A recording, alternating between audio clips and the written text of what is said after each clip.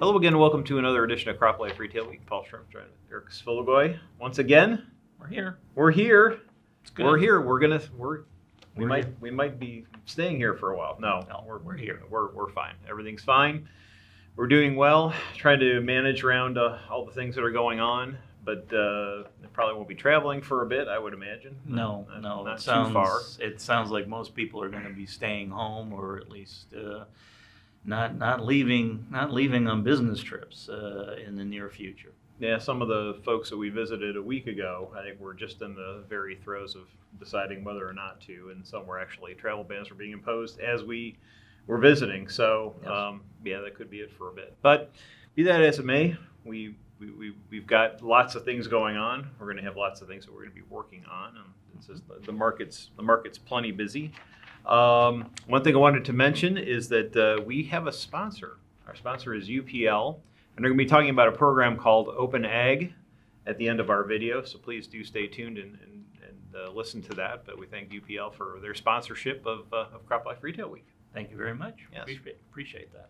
So a couple things going on in my world. We just released the Precision Ag Survey, the one we do jointly with Purdue. You mean send it out to folks? Yes, it's been sent out either electronically or via mail. We do it both ways, so we don't get any kind of bias for people who are more inclined or less inclined to, or they give out email. So you might have gotten an email survey to respond to, or in print.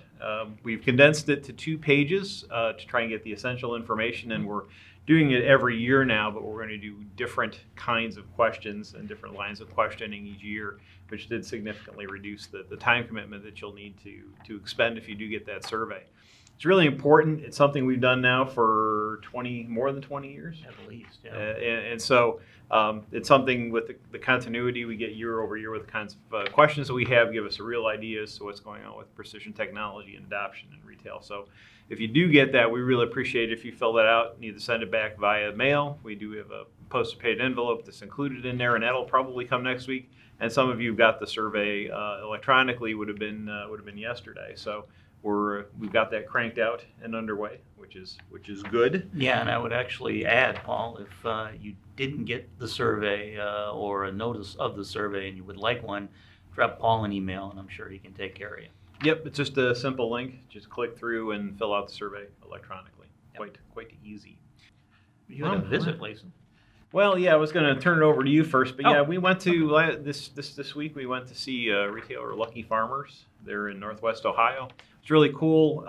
As they are 4R certified, and they're very involved with what's going on with nutrient management. I mean, if you we got to look at their territory, and if you look at it, it's basically ground zero for the Lake Erie Basin in terms of making sure that growers are doing the right thing in terms of especially nutrient management, nutrient application. So there'll be stories coming out and things that we'll be talking about both from a practical standpoint and a technology standpoint. And the way that they look at and adopt technology is quite unique and certainly worth the story to be told that maybe others can learn from. So we'll be getting into that in the next probably 3 weeks. Okay. Well, speaking of Ohio, Paul, since you gave me a good segue there, Yeah. we found out that another Ohio cooperative was in the news recently. Our friends at Heritage Cooperative, which, Paul, we visited their grand opening of a new facility a few years back and have done subsequent visits there as well. We found out Heritage purchased another Ohio cooperative. They've bought the assets now of Hanby Farms, which includes feed, grain, trucking, and agronomy assets. Hanby Farms is out of Nashport, Ohio, and Heritage is out of Delaware, Ohio, and they expect that deal to close at the end of March. So, Paul, Heritage Cooperative was already growing. I know they acquired Agland Cooperative a few years back here in Ohio, and they're continuing to expand their footprint. Yes. Yeah, and even talking to Lucky, I think that while there's no major expansion on the way, they're looking to set themselves up for for the future in terms of making sure that they have their options open for expansion and trying to maximize the locations that they already have through better logistics. So it's it's the way of the world now. Yeah. So one thing I know that you and I were watching, one of our fellow editors, Dave Ferbata, who some of you on the video might remember, forwarded a note or a video our way that showed something kind of interesting, Paul, a new piece of autonomous technology. Are we going to see that video now? We could. Well, actually, I thought we were going to talk about it a little bit first. I know that, of See course, how much we plan before we have these videos. We kind of That's all show right. up and say, "Hey, what are we talking about today?" So I was going to say, let me give you the segue then. We've had autonomous tractors. I know I was seeing those at shows back in 2017 and 18 from folks like Case and John Deere. We found out last year that the folks at New Leader were working with DOT technology on an autonomous spreader. But now, Paul, it looks like there was speculation that a autonomous sprayer wouldn't be too far behind, and lo and behold, it looks like we may have one. the product's called Terran, or I suppose you say Tehran in Argentina, where Yep. it was originated.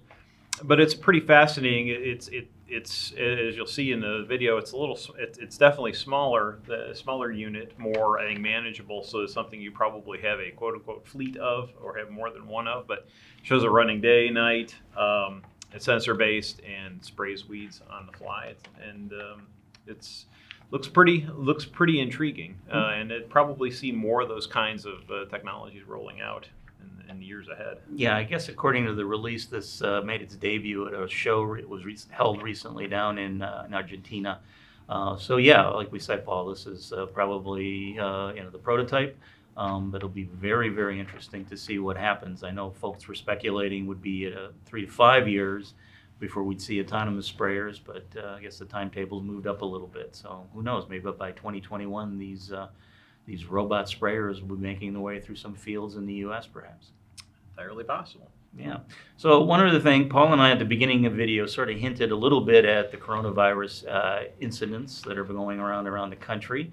As we sit here making this video, our friends in the NBA have just suspended games because of some positive testing, and I know the actor Tom Hanks and his wife have said they have the coronavirus.